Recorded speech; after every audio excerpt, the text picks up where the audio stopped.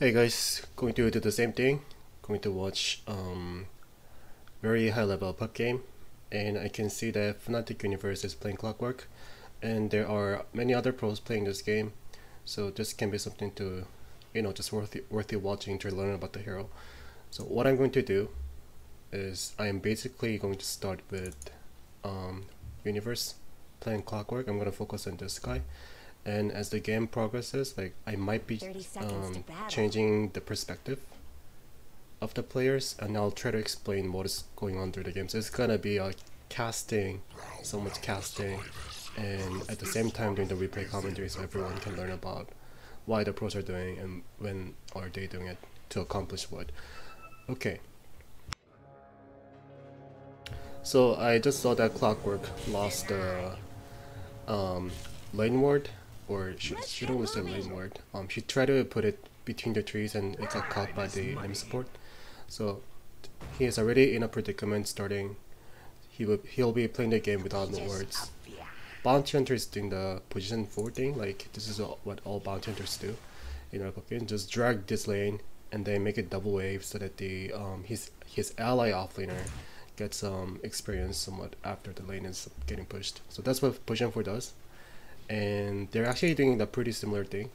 Earthshaker started from blocking the creep wave at the beginning, and Clockwerk also blocked the creep by using the Park Hogs.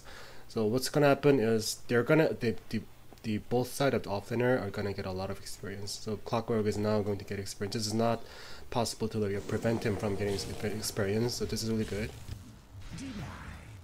And if you look at Underlord, right now the lane is getting pushed, but if you actually pay attention to this side, because Bounty Hunter managed to create a double wave, the lane is gonna get pushed. Well, what Monkey King did was to counterplay the double wave. He actually tanked the lane a little bit, so now that each side is getting double waved. So this is not slowly making the Underlord pretty hard to soak up the experience, but he's playing around the tree, playing around the vision, jig a little bit, and this guy is also naturally tanky. It still makes him really hard to kill when the double wave is near them. And the Radiant team knows that the Bounty Hunter might be missing. He might be staying here, and Bounty Hunter is also this scary laner at level 4 with the Venomorph. So Underlord is now safely staying near the group waves, fucking up with Monkey King. This is something that Monkey King or any safe laner does not like. Very good fissure block. So let's see what happens. Underlord taking pretty much good damage. But he has magic wand. I mean he's gonna die, yeah, from the Monkey King. Thank god to his passive. And he just hit level 2 from the double wave.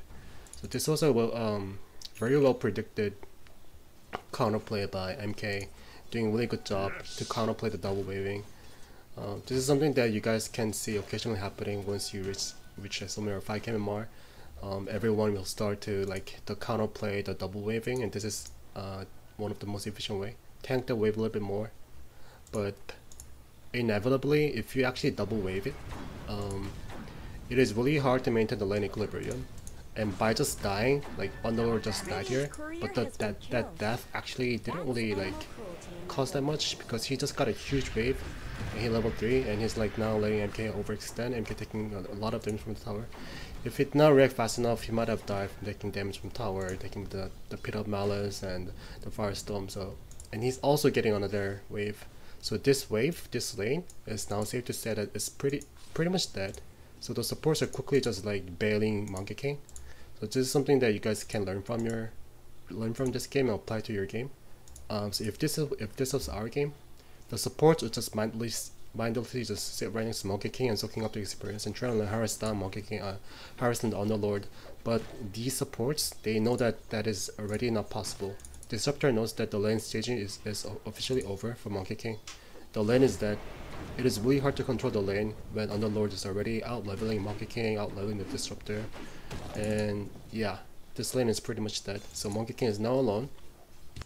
And Bounty Hunter knows that, and it's gonna engage Monkey King. So everyone is really smart, and things are happening at really high pace and really very very fast. And Disruptor, I think he was in fear of Bounty Hunter ganking Monkey King. He just had to come back here. But look at the lane. It's already getting pushed up to Underlord, so the lane favors Underlord. This is why I said that the lane is dead. But the Clockwerk, in comparison, he did get some EXP from the first wave, but then if you look at the lane equilibrium, Void is standing right here, which makes him really hard to contest, especially when Bane is protecting the lane. So I would say right now, this guy is really farming really safe, but MK still needs a protection from Disruptor, and also at the same time he's splitting down the experience between Disruptor, so he's not really getting the solo experience. And Underlord, if you look at them, just like perfect lane up for the offlane. So laning stage wise, Radiant is not having a good time. And let's look at the middle. Everything is going on so much, I cannot like cover everything. But so right now, Earthshaker is trying to make some move. He's level 2, he has the feature, his brown boots. But I don't think they can easily kill that Death Prophet in the lane. Like if anything happens, it's gonna just use his 7 and suck up your HP, and you also get slowed by it. So this is, I don't know, yeah, you can try it, but I don't think he's gonna die. Yeah, they know that they cannot kill him. So I think OD actually told Shaker to just bail off, let me get some solo experience. I will need much more level to kill Death Prophet. So Shaker now has to go somewhere else to find stuff to do. Like that is what you guys should do as a support. You should just know it. You should just naturally know as a support that find some stuff to do to contribute to the game. And MK is diving in, he killed him, that's good. But again, like I'm mentioning that I mentioned this so many times, the killing is good, but this is where this is the game where like dying as an offlaner doesn't really mean anything, and this is the worst thing that can happen. OD just died to Bounty Hunter's gank combined with Death Prophet. This is the worst thing that can happen to you, to your game. Your solo mid laner just got ganked, and the offlaner is getting a lot of experience. Well, this death is gonna mean something because Underlord just TP'd to the bottom and he overextended, and MK caught the moment. Well, if he jukes in, I think he's still gonna die because MK has a 3 dance and he's gonna know where he is. Or not, he totally got juked and he does not have a 3 dance. This is a huge mistake as a Monkey King. If he had a 3 dance, I'm pretty sure that this guy was dead like really 100%, but MK sort of like got juked up, and then Underlord is going to live, and he found a double kill with the Chronosphere, it looks like it. This is what high level players do. Like once they hit level 6, like they understand that they have a killing potential and they're not gonna miss a chance. So Void got the double kill, very good reward for the first Chronosphere in the game. OD was hiding here. He has a time walk out. Okay, double stun, and it's gonna die. It was kind of goofy because I think like the aftershock only stunned him for like 0.6 seconds, which means nothing. So Void actually had some time to use his time walk and get out. But what Clockwerk did was he quickly cast his Parcox and pushed him off. So that essentially worked the same thing as a stun. So they were able to land a double stun with the fissure, and Void had no way to get out. So that was another beautiful execution from the Radiant team. Guys, and like I'm commentating all these things, but you see how like everything is just working out pretty perfectly, and like nobody really makes a mistake, and they were killing fucking dust, and he kills Bounty Hunter. So like, this is like we're spectating, so we know that like I mean like that's obvious, but this is not something that you can do in your game. This does not happen. This is crazy high level game.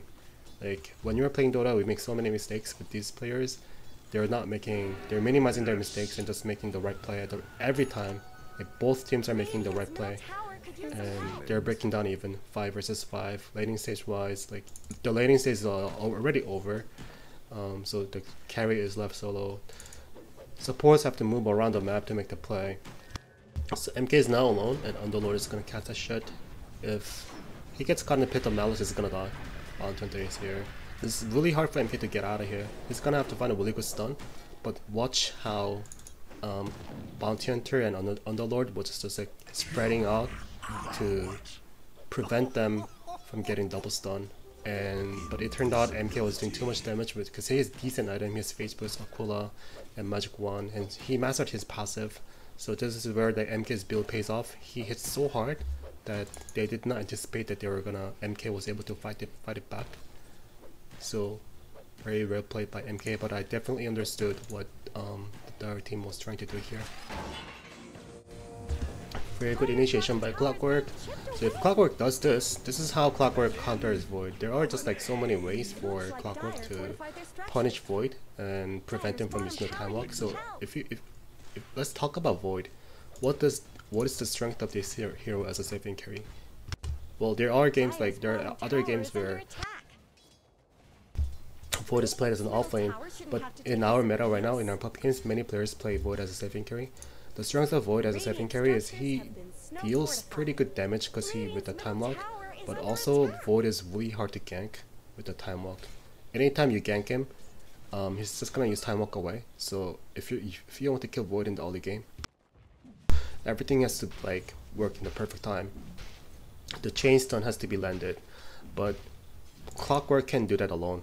This is why Clockwerk is so good against Void. He's gonna hook in, cast a battery assault, so perma stun him, and if the moment that you realize that Void is gonna get out, you can also use the power cogs. And like I said, with your allies standing behind you or just like near you, this can work as a stun. That's how Clockwerk just killed him. And I'm still coughing a lot, so I'm gonna like yeah, so bear with me, I'm still coughing a lot. I have to stop a little bit talking in a while and make my cough go away in between the games.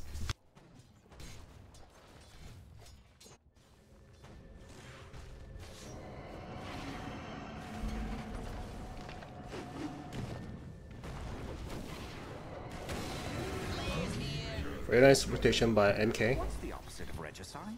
So this is what players at high levels they really are good at doing. So usually at minute 10, whether you have lost the tier 1 tower or not, the laning stage is over. So this is where like you win the games by making the correct rotation. And this is also another reason why some goofy carry will work in this meta, and why self-sustaining carry with some roaming potential is favored by many teams. You just roam and you make the kills happen, and that is how you snowball, and that is how you win the game after the laning stage is over. So after the laning stage is over, you do want to pressure when you have a catapult or when you have like a huge group wave with Aquila. You don't want to pressure the tier 1 tower. It is so easy to take it down. But when you get a chance to roam, you have to roam and make the play. So right now MK is now bottom alone. He's gonna push with Aquila, so that is good. But look at what his team is doing. They know that it is 4 versus 5. Well, DP is in the middle, so it's gonna be 4 versus 4. But they will do everything here. They know that Ford is gonna use Chronosphere, but this is actually okay. OD does not even die. So they're gonna cost at least one person. But wow, big Echo Slam. It does not even die, so this is a really big victory by Radiant team. MK just got the tier 1 bottom tower. He already transitioned himself to the middle player, to the middle lane, and it's gonna do the same thing. And DP is stuck here with his ultimate still on, and the Radiant team is now on the Exodus. They just get out. I don't think nobody died. Nobody's gonna die here. So this was a huge accomplishment. Well, this guy is gonna die. His TP is on cooldown for 1 second, but they made the enemy to chase really so hard, so wasting a lot of time. Still alive. He's gonna die, but this guy managed to buy a lot of time, which made the Radiant team to reset the team fight. So MK is already here. This guy is exposed. He's kind of sitting alone because like the Dire team was busy chasing after the Disruptor. So this is where the Disruptor is actually making a play as a push on 5 support. He died, but he knows that buying some extra seconds it's gonna benefit his team, and that's exactly what happened. The enemy team lost the VP. So do you see like how fast everything is going on, and I cannot even catch the pace of the game by commentating. So this is crazy, guys. Like I see so many players like when I'm coaching or when I'm just like talking to people in Reddit. Like you guys know me. Like I talk a lot. I communicate a lot in the Reddit. They commented on how like I see 7K players playing the pub games, but I don't really see the difference. I'm 4K. I don't really see any difference, but it is because you can't. It is because you cannot see the difference. But I definitely do see the difference because I'm Divine 5 player, which is like still very low compared to these players. But I'm at least good enough to know the difference. So guys, like, they're crazy. Just trust me on this. They're playing like very different level from your game and from my game. They deserve the respect. Okay, it looks like Bounty Hunter found a good track kill. Underlord is gonna die. Ode is now okay, he's going for the Force Staff. I wish I had time to focus on just one guy. That was my first intention. Just focus on one hero and try to learn the hero. But yeah, it turned out that I'm actually commentating and casting more. Okay, he's going for the Force Staff. I see like some players as OD going for Veil of Discord in for their first item. It's not terrible. Like, Veil gives you a lot of stats and it's a team fighting item. Oh, big Echo Slam. Bounty just gonna die. The DP now has to kill. He missed his first nuke. It's gonna cost her. Disruptor was here. Perfect. Ultimate. Well, Yusuf is not gonna get out. Chronosphere Magnum gonna make something different. Well, they didn't catch Bane, right? By an inch. Wow, alright. So that was a perfect Chronosphere. I thought that Bane might be in the Chronosphere, but Bane was barely staying out of the Chronosphere, and then they ended up killing OD. But MK made the same rotation, and you see like how MK was like farming the entire time. Now this guy's ready to fight. The only downside is that they're fighting under near the shrine, so MK might be in the danger. If this was a fight not near the shrine, MK would have killed everyone. But yeah, this was not possible. They still have some use up there to lock down MK, and MK ended up feeding them. So this was a big moment. I was gonna say, since MK was like free farming and then he was making the current rotation many times, so he was really fighting. He was gonna kill everyone with his ultimate, but yeah, MK didn't kill him. MK didn't do it. So everything is like, the game is really fun, right? This is not one-sided. Everyone's doing the right thing, so everything breaks out even eventually. This is the fun of watching 7K play, 7K games. OD is now gonna get initiated. Void does not have Chronosphere, but they have no means to save OD. He's gonna die unless he has a blink or blink dagger. He's even tracked, he's gonna die. So all of a sudden, although the kill, in terms of kill is 18-14, but since they have Bounty Hunter, the Dire team now has the advantage in economics. They have 1k advantage. So this actually means nothing. 1k gold advantage when you have Bounty Hunter. This actually means the both team is breaking down even, or you could even safely say that the Dire team is losing because you have Bounty Hunter and you only have 1k advantage, the 1k gold advantage. So the game is breaking down even, or at least still favoring the rating team. That's what I would say. Good glimpse. Void cannot run away. So in this game, wow, amazing. Clockwerk initiation. It's gonna die. It's gonna die, and MK is going for something more bigger, which is Underlord. So watch how like when Clockwerk initiated to the Bane, MK did not just blindly go for the Bane kill. MK knew that Bane was dead anyways, and using the ward here, using the vision here, he knew that Underlord was gonna go away. So MK's primary objective was to kill Underlord, and he made the right decision. And this is not easy, guys. Like, all he's doing, like, this is not easy. I bet like 99% of players, like in that situation, if anyone was playing MK, they will go for the Bane first and secure the kill. So this is another thing that he did really well. Wow, I'm talking so fast, I usually can't do it, but I don't know, so many things are happening. I'm glad he paused. Let's look at who was Fnatic, who was Universe. I even forgot was I even forgot Universe was playing Clockwerk, so because I was mentioning too many heroes. Okay, Universe is going for Vanguard and Power Dress build as Clockwerk. He's carrying Dust obviously because he wants to counter Bounty Hunter. So this build is alright. So before they nerfed a Spirit Vessel from the recent patch, Clockwerk seemed kind of OP. Well, Clockwerk also got nerfed from this patch, but before then, so in 7.11, this is now 7.12, but in 7.111, what Clockwerk did was he would just get Brown Boots and I don't know, just get, or maybe get Magic Wand. Yeah, Magic Wand, Brown Boots, and you just rush Spirit Vessel, and this guy was OP as a roamer, as a push-in for roamer. But right now that they nerfed the Spirit Vessel, players now has to be a little more creative, and this is Universe's build. So I think like Vanguard is saying that, oh man, there's Void, he does some physical damage, although Time Lock is magical. Well, Death Prophet does magical damage, but his ultimate Exorcism is a physical. So Vanguard is actually a decent item. I think, yeah, this item is okay. What I would have done differently is I'll just invest 550 gold and buy a hood, and eventually get pipe as a because it helps your team. I think Clockwerk should get a pipe eventually, because who else is gonna get pipe? OD? Nope. Shaker? No. Disruptor? No. Too poor. So Clockwerk has to be the one who's gonna get the pipe eventually in the game. Ultimate. He has to save the ultimate.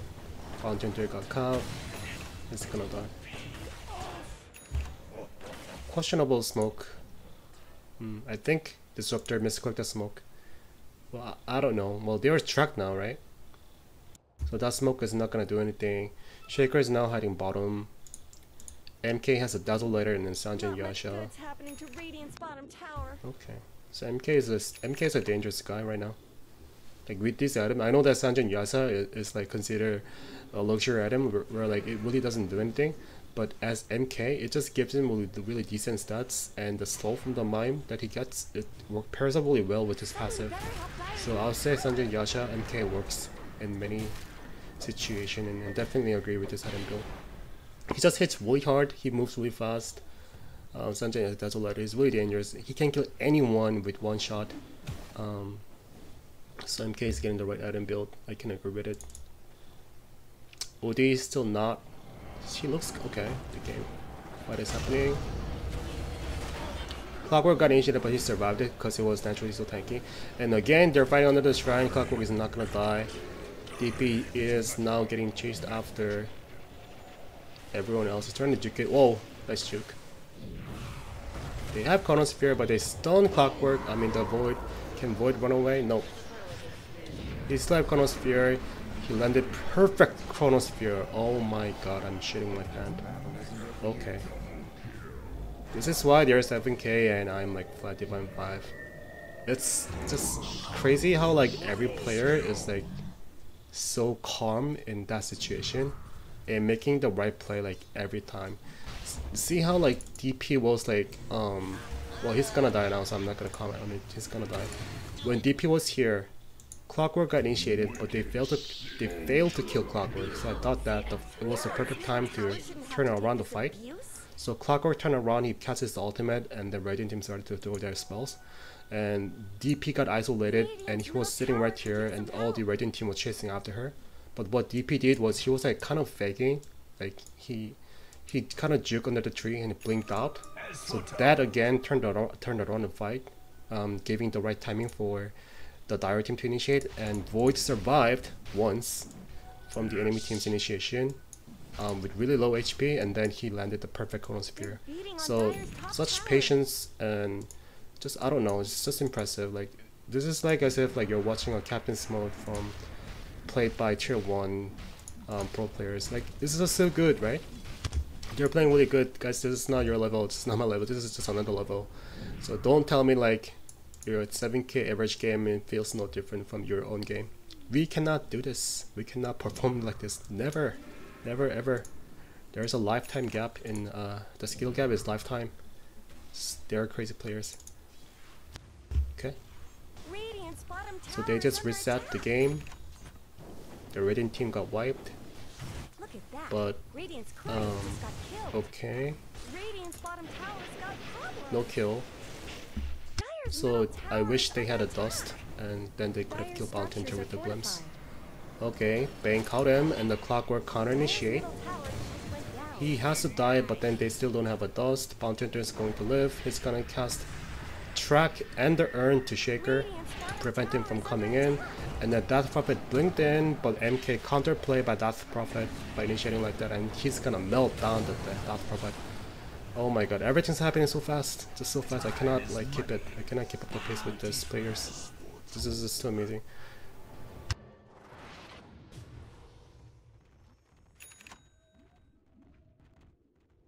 So like this is like harmony of counterplay, the counterplaying the counterplay, Like just keep going on and on. So this is only happening because everyone knows what is going to happen. Like they predict what is going to happen, and they double predict that the enemy movement, and they act according to it.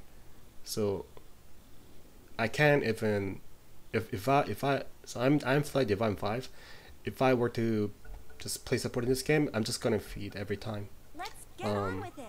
Yeah, I can just say it. They're playing at much higher level, with much better prediction, much deeper insight, and everything's just happening so fast. And if you play Dota long enough, you can tell that in order for you to reach this level, like you have to predict everything. That's why you can react much faster.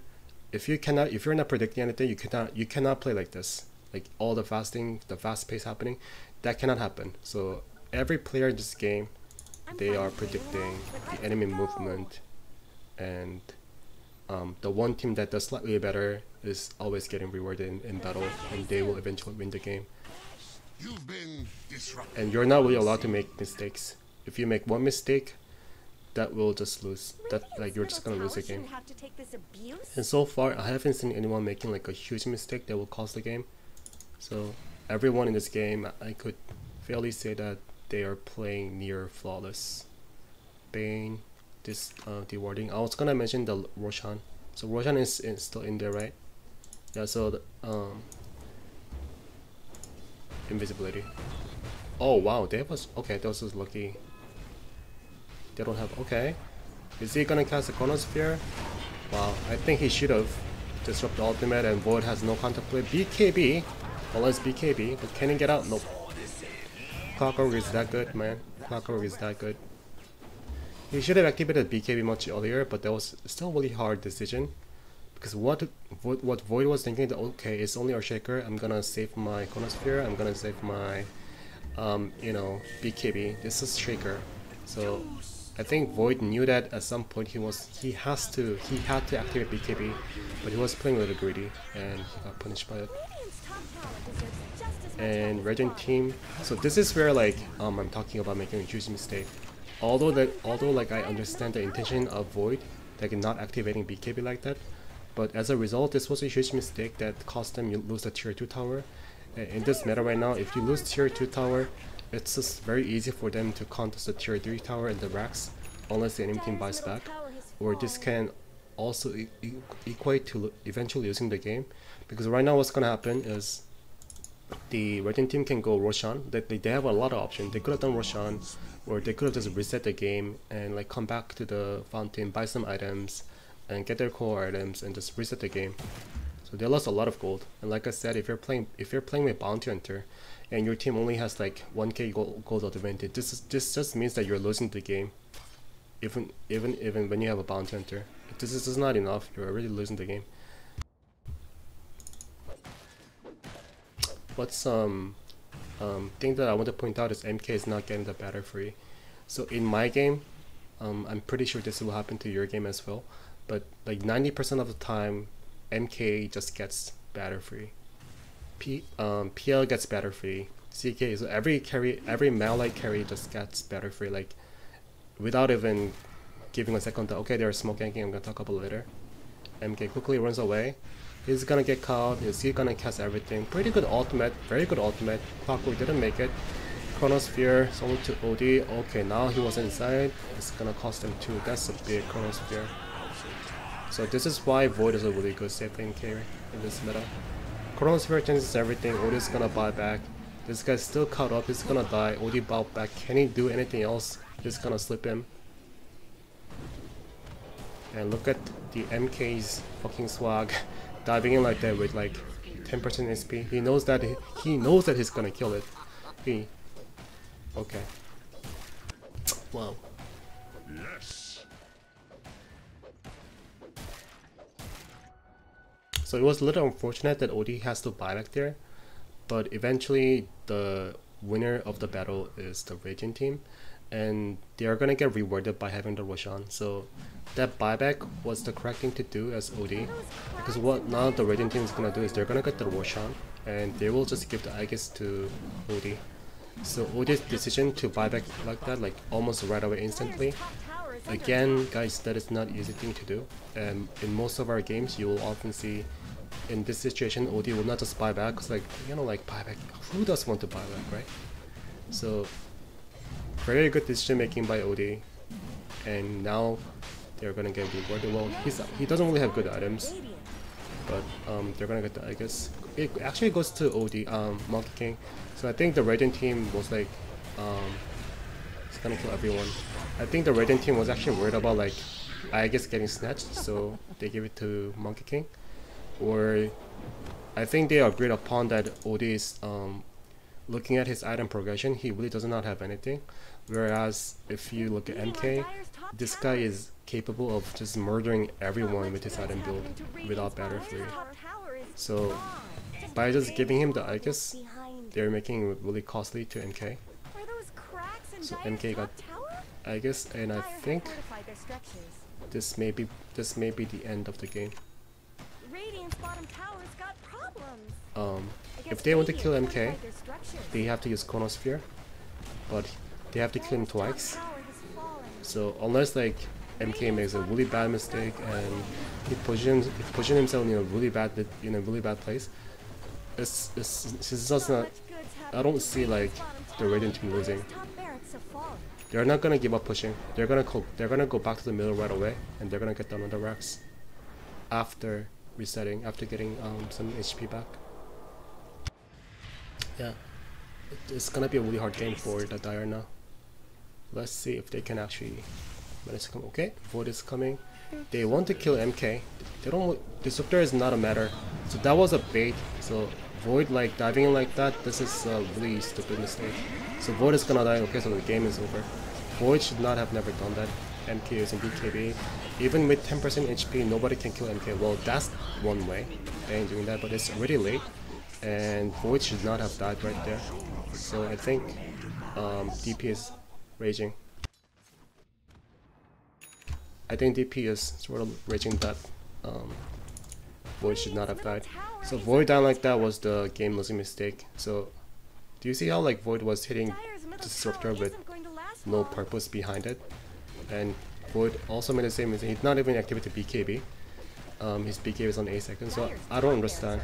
So this is what I call a huge mistake that will just make you lose the game. Although like this is something that can happen like many times in our bracket, but if you do that in this bracket, like that is just game losing. So I think Void made a really poor decision. Like since when he first didn't use BKB in the mid fight, he didn't do that. So although Void did make some good Chronosphere, but eventually he ended up playing really poorly. So I think they're not gonna lose the game. Still have, I guess, he's got AC now. No batter free. So no batter free means that it's basically saying that I'm going to contribute to the game much early, and MK actually did it. He ended up roaming around the game, roaming around the map at like minute 10, minute 12. So that's pretty early. And like I said, minute 10 is where the laning stage is already over. And MK by that time he had a Sanjin, Yasha, and Dazzle later, which made him crazy dangerous as a saving carry. He was able to kill anyone, and now, without even getting batter free, he was able to farm that as much by just farming the heroes. So this is how this guy was playing. Shiva scored, still not enough to catch him. Even though they kill him, he has Aegis. And the Radiant team does not even care about responding. After Monkey King, they're just gonna push the bottom lane. They're gonna get that tier 2 here, and they're just gonna win. Yep. I guess it's still here. Okay.